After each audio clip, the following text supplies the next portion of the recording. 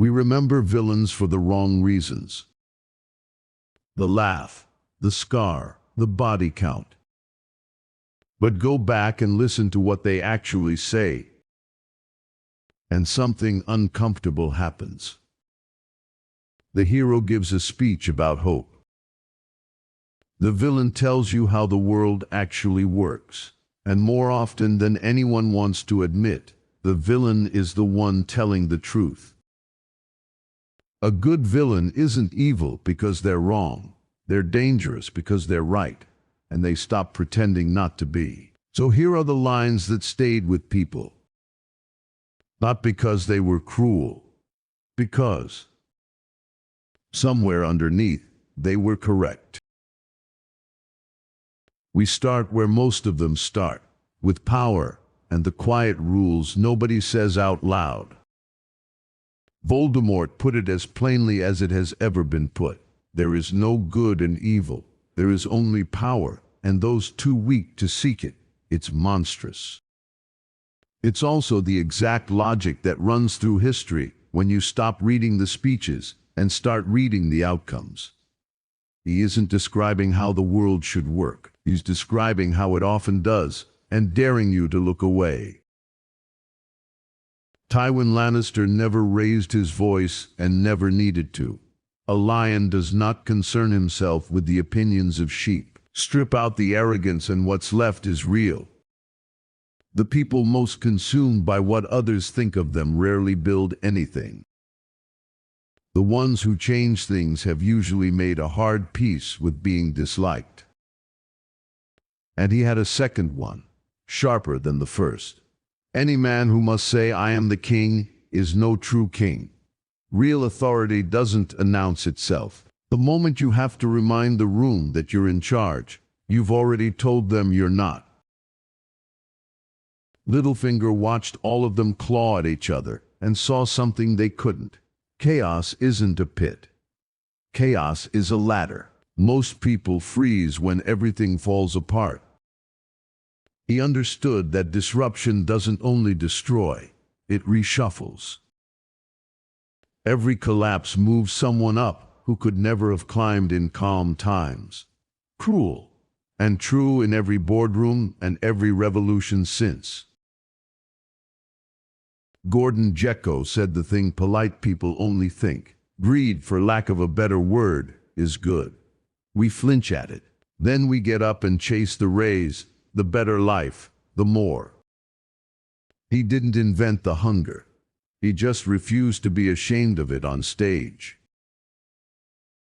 And Frank Underwood, who treated the audience like a co-conspirator. Power is a lot like real estate.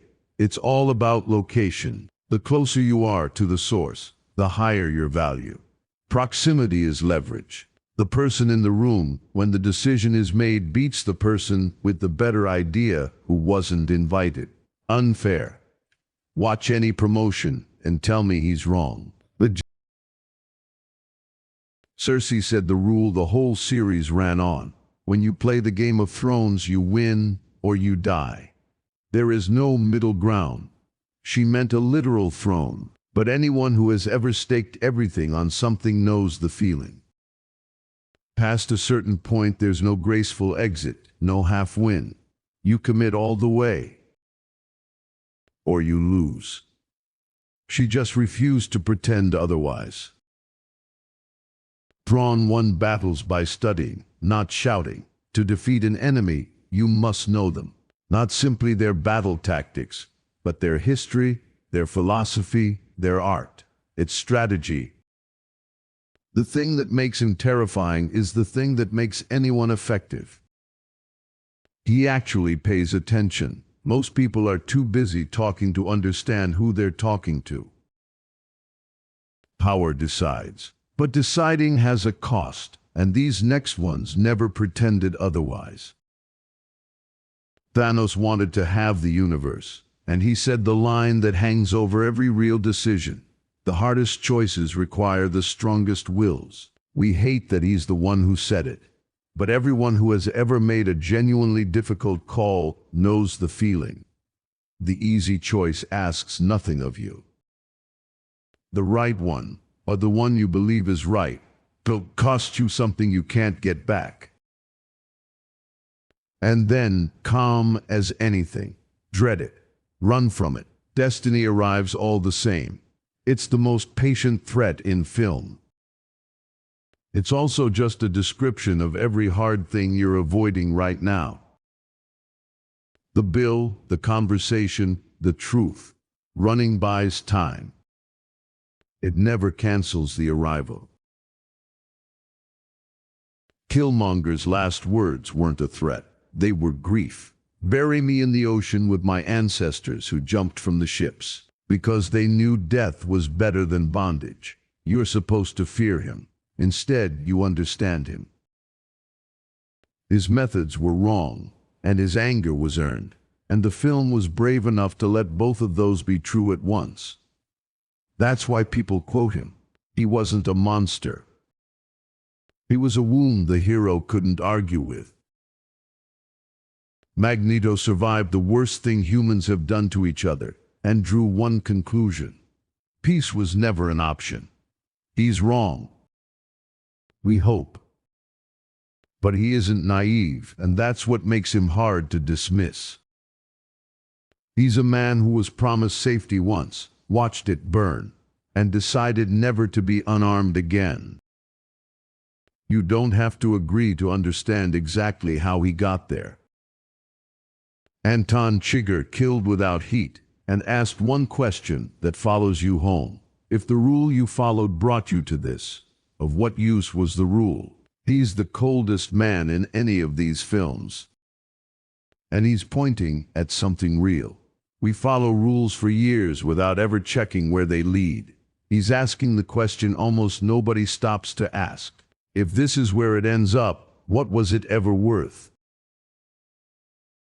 The most unsettling villains don't talk about the world. They talk about you. About the version of yourself you keep behind glass. For 5 seasons, Walter White told everyone he did it for his family. Then, at the very end, he finally told the truth. I did it for me. I liked it. I was good at it. And I was really, truly alive. That confession is the whole show. The lie wasn't the meth. The lie was the excuse. Most people never get to the bottom of why they do what they do. He did. And the honesty was more frightening than anything else he'd done. Tyler Durden ran straight at the thing we organize our whole lives around. The things you own end up owning you. Look around the room you're in. Half of it was supposed to make you free, and instead it needs insuring, upgrading, protecting. He's not anti-comfort. He's pointing at the quiet leash we mistake for success. And the harder one. It's only after we've lost everything that we're free to do anything. Nobody wants it to be true. But ask anyone who's been through real loss, and a strange number of them will tell you the same thing. On the other side of the worst day was a freedom they'd never have chosen and can't quite give back. Hannibal Lecter, who read people like open books, gave away the secret of wanting. We begin by coveting what we see every day. Desire isn't exotic, it's proximity. We want what's in front of us, again and again, until we mistake nearness for need. He understood appetite better than his victims understood themselves. And the line that turned a good man into a villain, the truest sentence in the whole film. You either die a hero, or you live long enough to see yourself become the villain. It's not about Gotham. It's about everyone who held a position long enough. The idealist becomes the establishment. The rebel becomes the boss. Stay in the game long enough and you become the thing you once stood against. He didn't curse Batman. He described aging. Gus Fring, the calmest danger in the room, said what he believed a life was for. A man provides, and he does it even when he's not appreciated, or respected, or even loved. He's a killer hiding behind a quiet smile. But that sentence has carried more people through hard years than most sermons. doing the work when no one claps, showing up when there's nothing in it for you. He twisted it into something dark, but the core of it is just duty. Loki, who never doubted himself even when he should have, named his own delusion and made it sound like destiny. I am burdened with glorious purpose. It's vanity. It's also exactly the story every ambitious person tells themselves at the start. The line between belief and delusion is thinner than we like, and he lived on it. The villain just says out loud what the rest of us only whisper before we try something too big for us. Elijah Price spent his whole broken life looking for one thing, and found it in the worst way.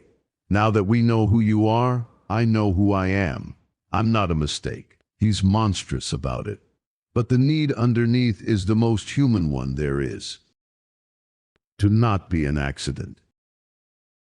To matter to the shape of something. He did terrible things chasing it, and the hunger he was chasing is one almost everyone carries quietly. If one of these has been sitting differently with you than the rest, that's the one I want to hear about. Drop the villain and the line in the comments and say what it costs you to admit they had a point. I read those. They're better than the movies. Some villains aren't angry at a person. They're angry at the whole arrangement. And their diagnosis tends to be sharper than the cure. Agent Smith looked at humanity and saw a pattern we'd rather not see. Every other mammal finds a balance with its environment. Humans move to an area, consume every resource, and the only way to survive is to spread. He called us a virus. He's the enemy. He's also not entirely wrong, and the film knows it. The horror of the line is how much evidence he has.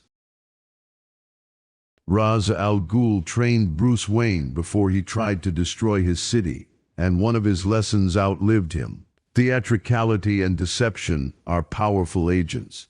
He meant it as a weapon. But it's just how influence works. The truth alone rarely moves people. The truth, staged well, moves nations. Every leader who ever mattered understood the stagecraft, not only the substance. Ultron, minutes old, already understood his maker. Everyone creates the thing they dread. We build the wall and invite the siege. We chase the success and dread the exposure it brings. Our fears and our creations come from the same place, and he saw that before his creators did. And he saw the contradiction at the heart of every good intention. You want to protect the world, but you don't want it to change. That's the trap of every person who loves how things are.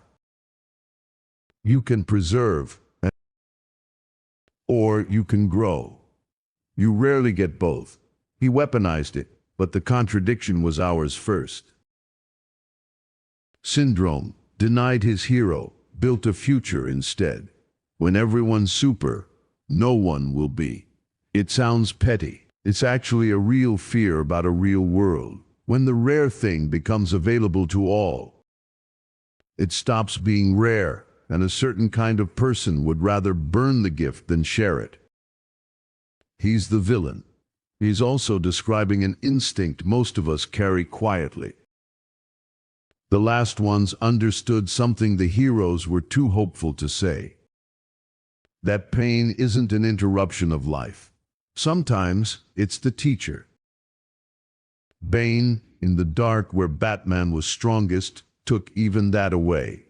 You merely adopted the dark. I was born in it, molded by it. It's a brag. It's also a quiet truth about hardship. The person who chose the difficulty as an adult will never quite match the one who had no choice and survived it anyway. Suffering you didn't pick teaches a fluency that comfort can't fake.